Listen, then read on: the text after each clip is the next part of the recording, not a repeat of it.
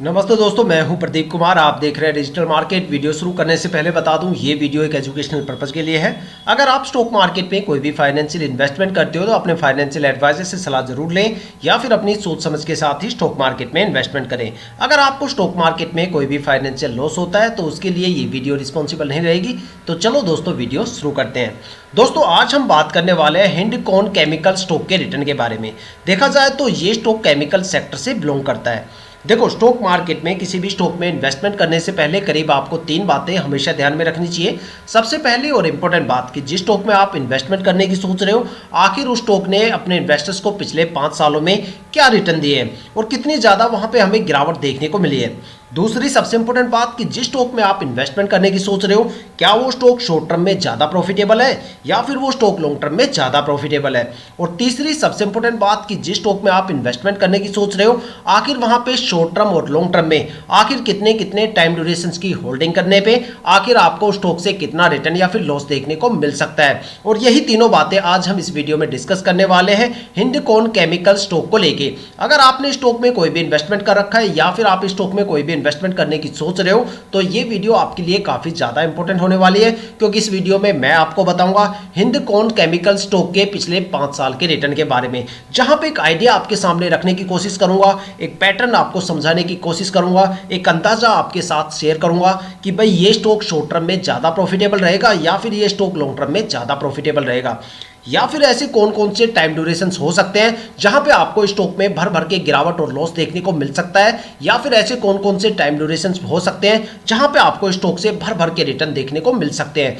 साथ में maximum stock से कितनी ज्यादा गिरावट आपको देखने को मिल सकती है या फिर स्टॉक में मैक्सिमम कितना ज्यादा रिटर्न देने का दम है। साथ में स्टॉक के होल्डिंग पैटर्न के ऊपर भी एक नजर डालेंगे, जहां से आपको एक अंदाजा मिलेगा कि भाई क्या स्टॉक में हमें ट्रेड करना चाहिए या नहीं करना चाहिए। इन सारे सवालों के जवाब आपको इस वीडियो में मिलने वाले, तो वीडियो को पूरा जरूर देखें। आई होप यहां से आपको काफी ज्यादा चीजें सीखने को मिलने वाली है। तो दोस्तों, वीडियो शुरू करते हैं। दोस्तों, अगर बात करें हिंडकॉन केमिकल स्टॉक के शॉर्ट टर्म के बारे में तो देखते हैं ये जो रिजल्ट है ये है स्टॉक के पिछले 5 साल के रिटर्न। अगर इसमें यहां पे सबसे पहले हम बात करने वाले हैं स्टॉक के शॉर्ट टर्म के बारे में, देखते हैं शॉर्ट टर्म में अलग अलग टाइम ड्यूरेशन की होल्डिंग करने पे आखिर स्टॉक से हमें कितना रिटर्न या फिर गिरावट देखने को मिलती है।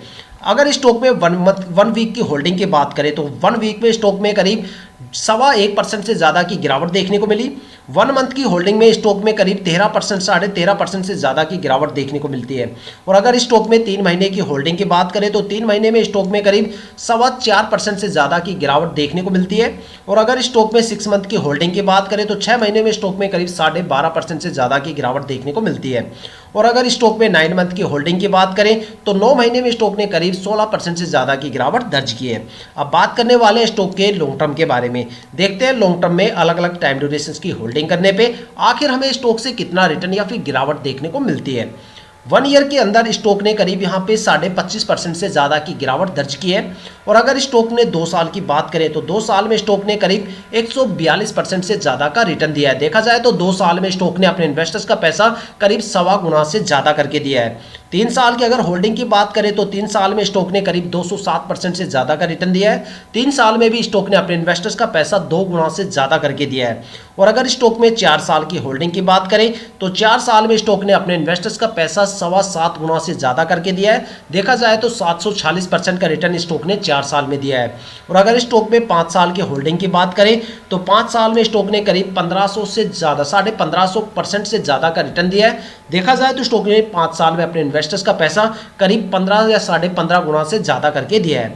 अगर एक कंक्लूजन निकाल के देखा जाए तो ये स्टॉक शॉर्ट टर्म में बिल्कुल भी प्रॉफिटेबल नहीं है, लॉन्ग टर्म में ये स्टॉक काफ़ी ज़्यादा प्रॉफिटेबल है।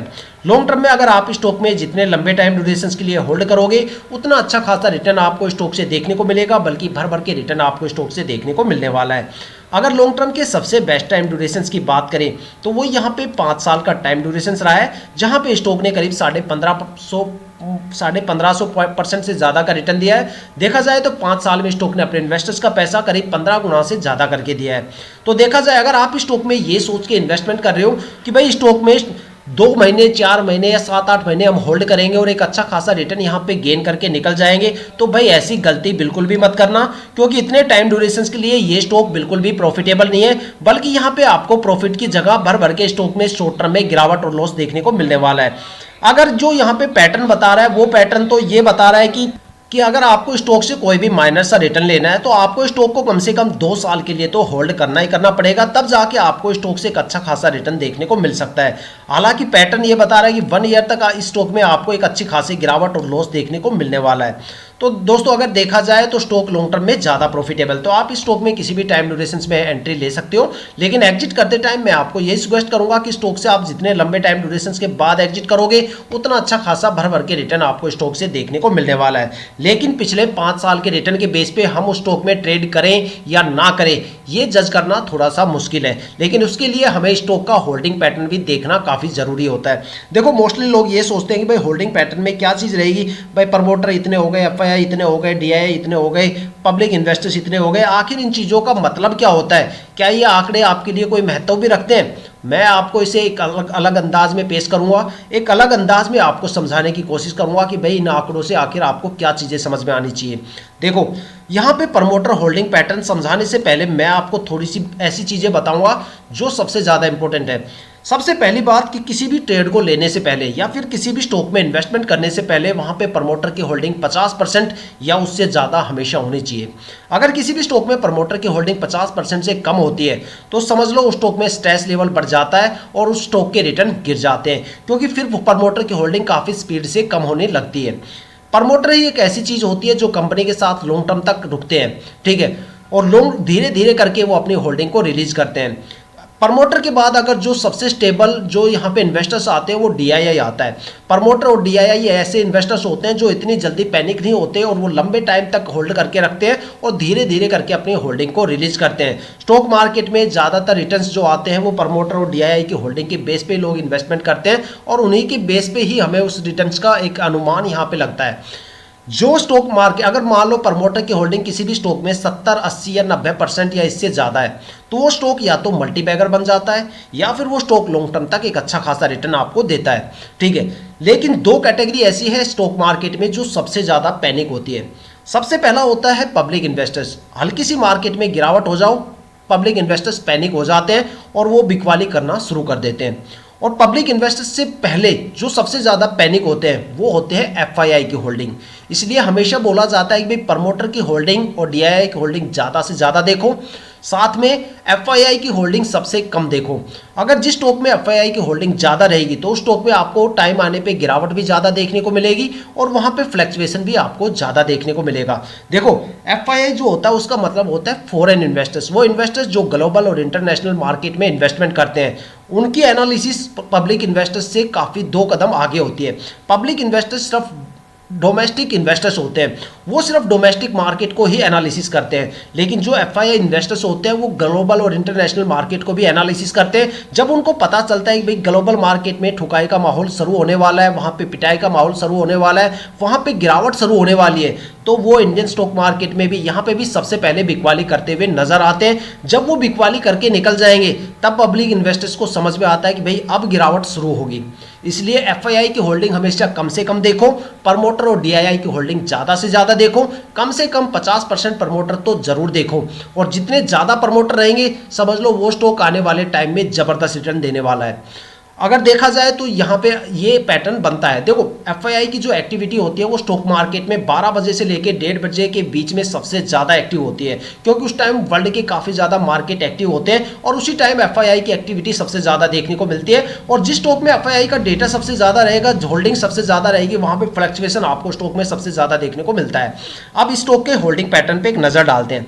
देखा जाए तो यहाँ पे जो प्रमोटर की होल्डिंग है पिछले साल यहाँ पे 68.34% थी, जो इस साल 68.64% हो गई। मतलब इसका मतलब ये हुआ कि भाई क्वार्टरली टू क्वार्टरली प्रमोटर ने अपनी होल्डिंग में इंक्रीमेंट किया है, इजाफा किया है। और यहाँ पे पिछले साल जो 68.34% से बढ़ के 68.64% हो गई, ठीक है। किसी स्टॉक में प्रमोटर की होल्डिंग घटती है, लेकिन अगर प्रमोटर अपनी होल्डिंग को बढ़ाते हैं तो जाहिर सी बात है कि भाई स्टॉक में लॉन्ग टर्म तक अच्छे खासे रिटर्न के संकेत हमें देखने को मिल रहे हैं। तो यहाँ पे एक सबसे पहला संकेत हमें यही मिलता है कि भाई अगर प्रमोटर होल्डिंग बढ़ा रहे हैं तो स्टॉक में लंबे टाइम तक आपको रिटर्न देखने को मिलेंगे।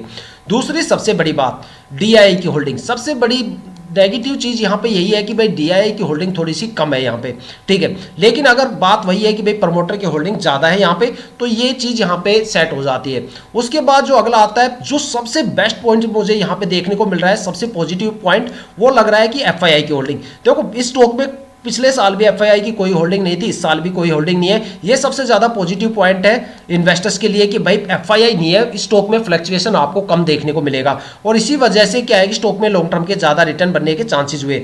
और यहाँ पे जो पब्लिक इन्वेस्टर्स है, पिछले साल 19.5% के करीब थे, 19.77% थे, जो इस साल बढ़ के 24.87% हो गए। अगर आप देखा जाए तो जो होल्डिंग है वो या तो प्रमोटर के पास है या फिर पब्लिक इन्वेस्टर्स के पास है।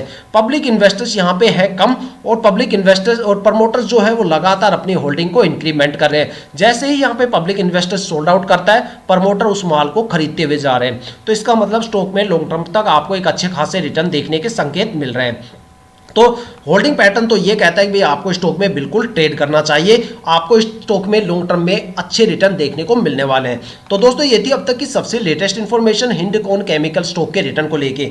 अगर आपके माइंड में कोई भी ऐसा स्टॉक है जिसमें आप इन्वेस्टमेंट करने की सोच रहे हो, या फिर आपने उस स्टॉक में इन्वेस्टमेंट कर दिया और आपको उसके रिटर्न के बारे में बिल्कुल नहीं पता, तो आप हमें कमेंट करके अपने स्टॉक का नाम बताइए। हम आने वाली वीडियो में आपके स्टॉक को जरूर कवर करेंगे। अगर आप इस वीडियो या चैनल पर बिल्कुल नए हो तो चैनल को सब्सक्राइब जरूर कीजिएगा, ताकि हम जितनी भी डीपली एनालिसिस करके आप लोगों के लिए वीडियो लेके आते हैं उसकी नोटिफिकेशन आप तक सबसे पहले पहुंचे, ताकि आप स्टॉक मार्केट के हर पहलू से रूबरू रहें, अपने आप को अपडेट और अपग्रेड करते रहें। इसी के साथ ये वीडियो समाप्त करते हैं, मिलते हैं नेक्स्ट वीडियो के साथ।